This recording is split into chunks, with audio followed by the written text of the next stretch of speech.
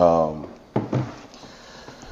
at dinner time, we ask you to think throughout history, anybody, dead or alive from any era, that you would want to have dinner with, two people.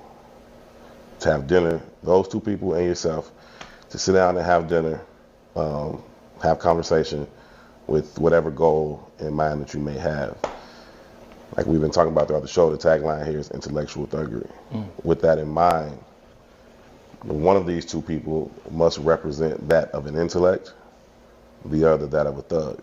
As you define each term, not as they've been defined through the world. It can be that way, but as you define each term, one intellect, one thug to have dinner time with Marshall Hatch. And the premise is, you really can't get nothing effectively done without brains and brawn. That's a fact. You know what I mean? You gotta have some gumption. Matter of fact, as I get older, I got a lot more respect for gumption than I do probably intellect. Malcolm X and Bumpy Johnson. I'm just gonna be real.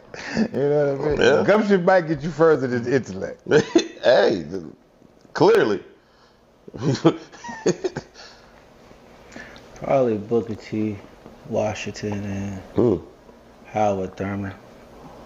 I would say Howard Thurman is like the intellect / mystic.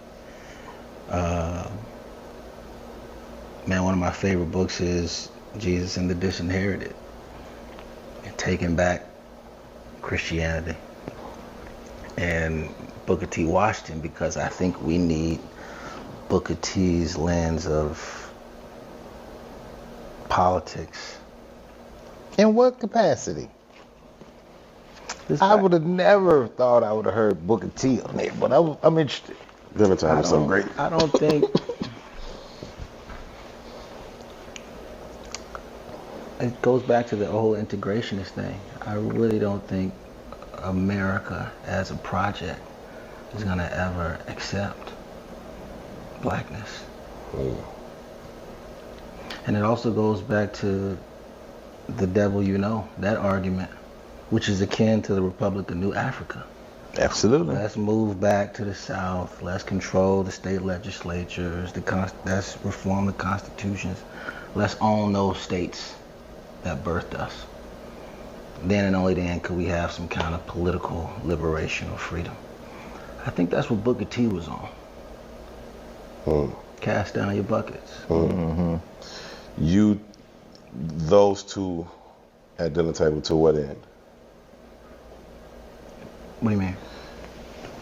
To what goal? Oh, Yeah. I understand why you picked them individually. Yeah, because I think I personally need both of them in this moment to try to understand where all of this is going. I think the ground has shifted. None of us have any clue about what's happening on a global stage. But those two could provide some kind of mooring.